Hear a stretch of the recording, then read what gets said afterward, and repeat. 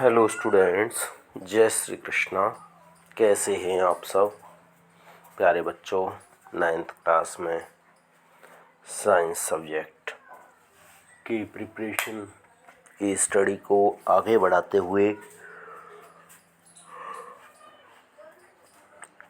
धीरे धीरे करके हम चैप्टर नंबर 13 पर पहुंच गए हैं, वाइड हुए फाल्सेक। बस 2 से 3 चैप्टर आपके और 2 चैप्टर और बचते हैं बच्चों।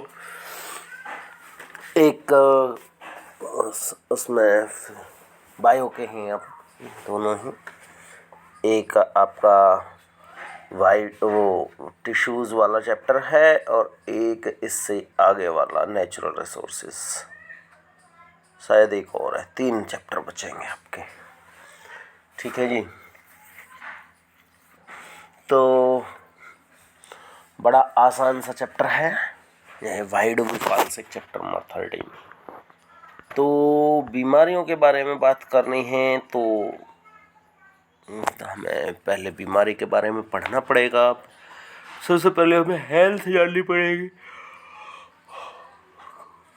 हेल्थ क्या होती है? हेल्थ क्या है? When a person is feet by his physical, mental and social behaviour.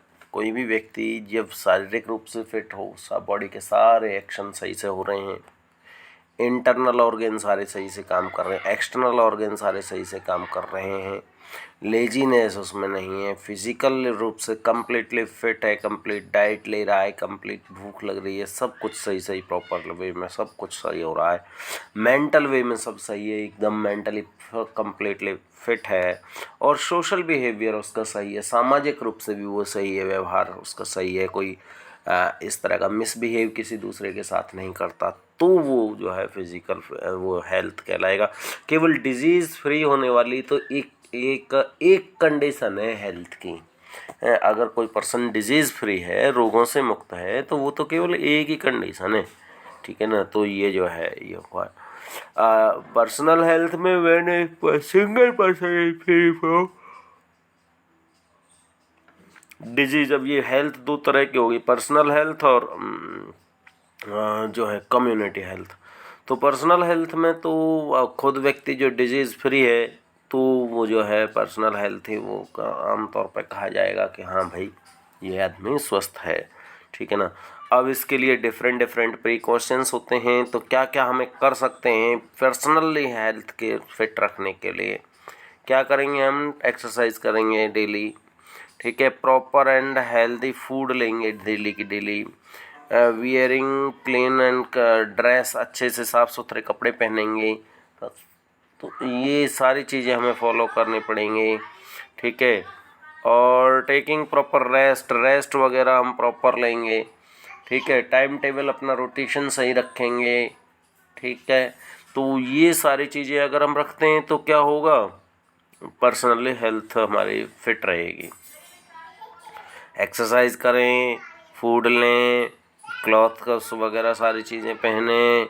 ठीक है ना? तो साफ़ पानी पिएं, और ये ईटीसी बहुत सारे आप जनरल सी जो बातें हैं उन्हें आप अच्छे से जानते हैं। हैवी फूड नहीं लेना है, ये नहीं कर।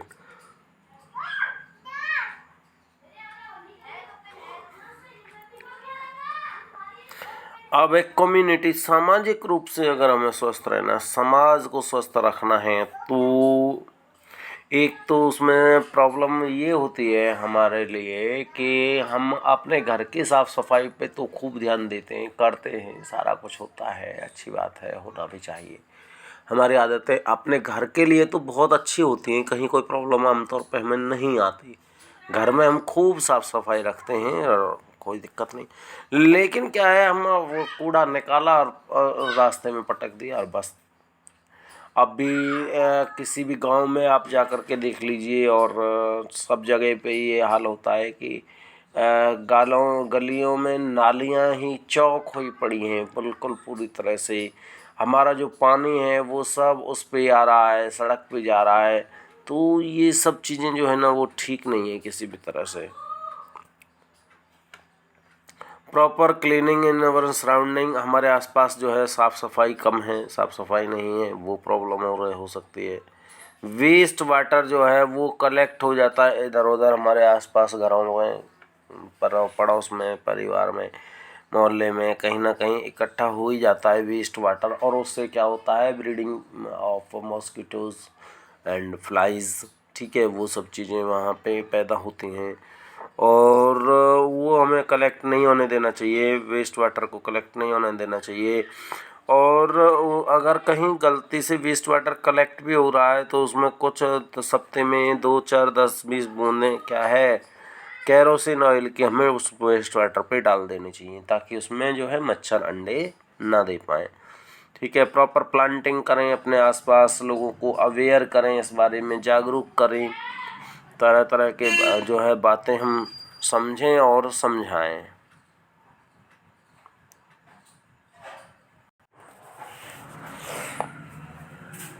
अब ये जो डिजीज़ होते हैं बच्चों, ये 2 तरह के डिजीज़ होते हैं।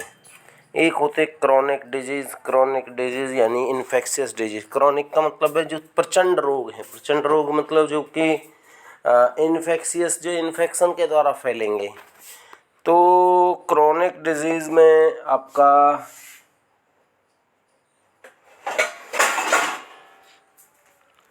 क्रोनिक डिजीज़ में आपका आएगा the disease which are spread from a sick person to a healthy person. एक बीमार आदमी है और एक स्वस्थ आदमी है, बीमार आदमी से स्वस्थ आदमी को फैल जाएंगे।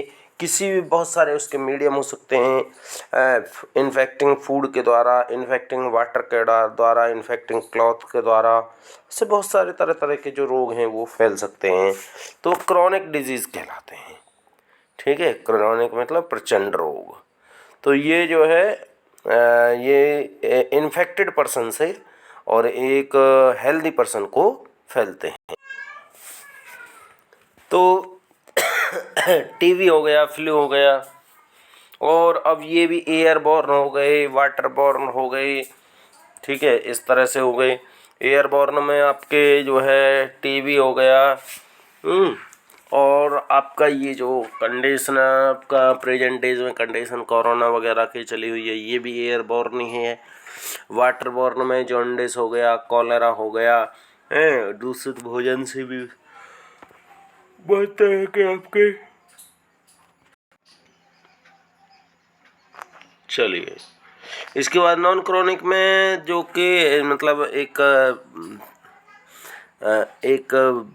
इन्फेक्टेड पर्सन से और उसको एक हेल्दी पर्सन को नहीं फैलेंगे, तो वो क्या कहलाएंगे, नॉन क्रोनिक डिजीज़ कहलाएंगे। नॉन क्रोनिक में भी कैंसर है, बीपी हाई है, बीपी लो है, ठीक है, ब्लड शुगर है, एक एलिफेंटाइसिस होता है एक रोग, जो उसमें कि जो पैर होते हैं वो इतने सूज जाते हैं कि एलिफेंट नाम रखा है, एलिफेंटाइसिस नाम रखा है, हाथी की तरह का पैर हो जाता है, बहुत बड़ा सा।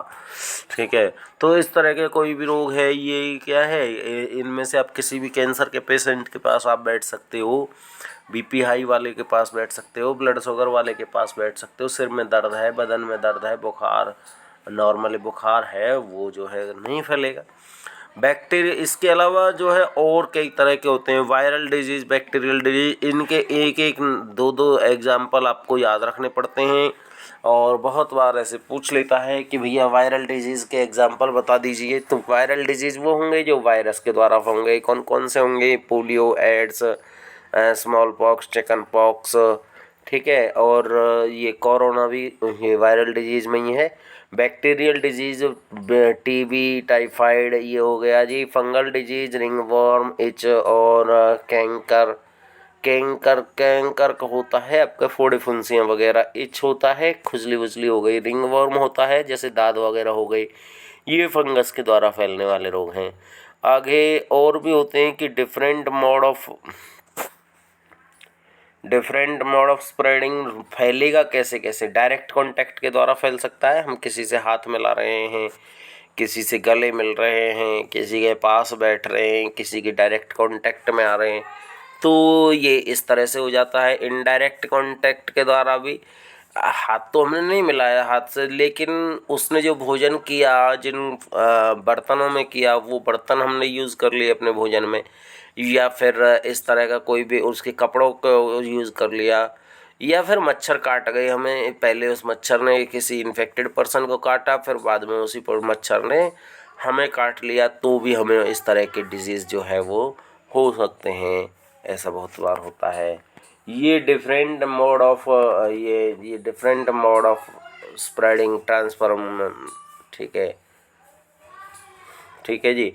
ये इन्फेक्टेड पर्सन सांस ले रहा है एयर के द्वारा, ये वायरस इसमें एयर में आ गए, एयर से तैरते तैरते हेल्दी पर्सन तक पहुंच गए।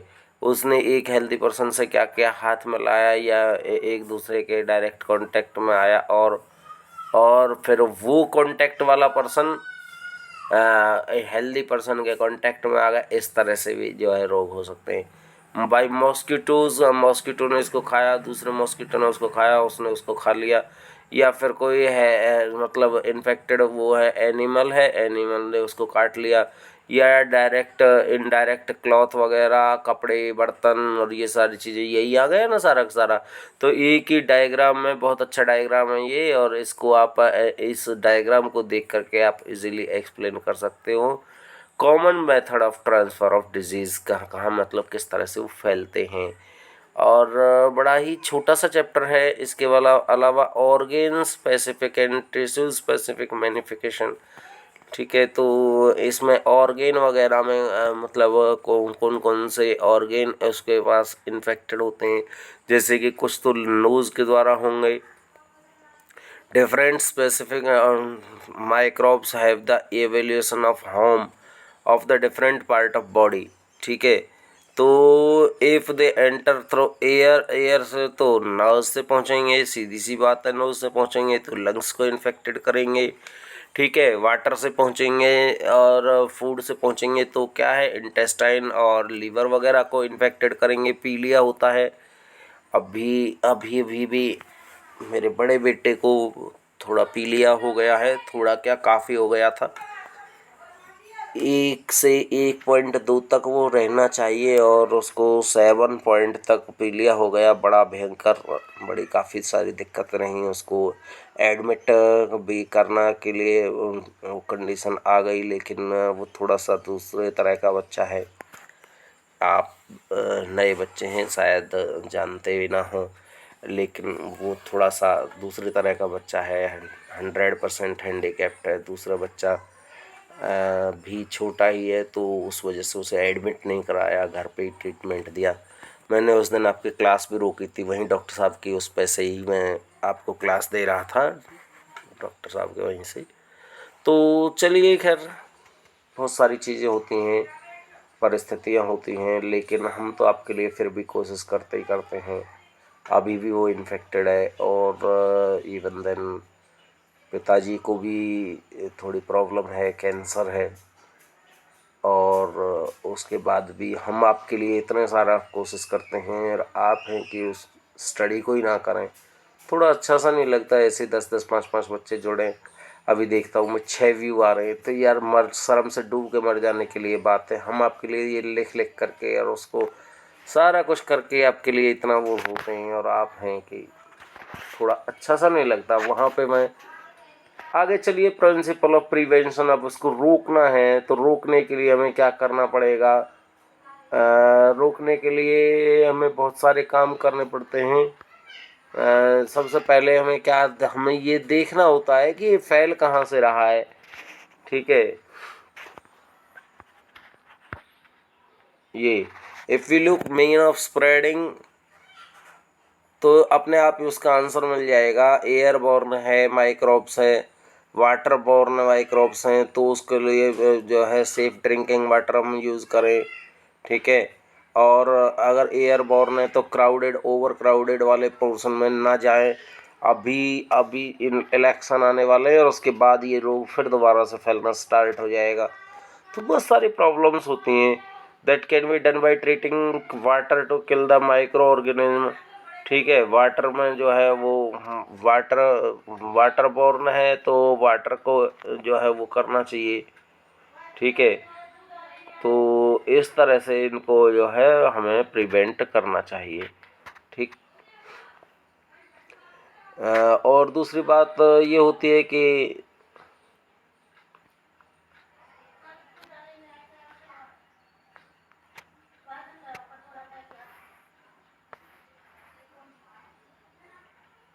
जिस कम्युनिटी में ये फैल रहे हैं ये रोग वगैरह, उस कम्युनिटी में हमें मतलब गवर्नमेंट को कोई ना कोई स्पेशल एक्शन लेना चाहिए, कोई दवाई वगैरह का छिड़काव करना चाहिए।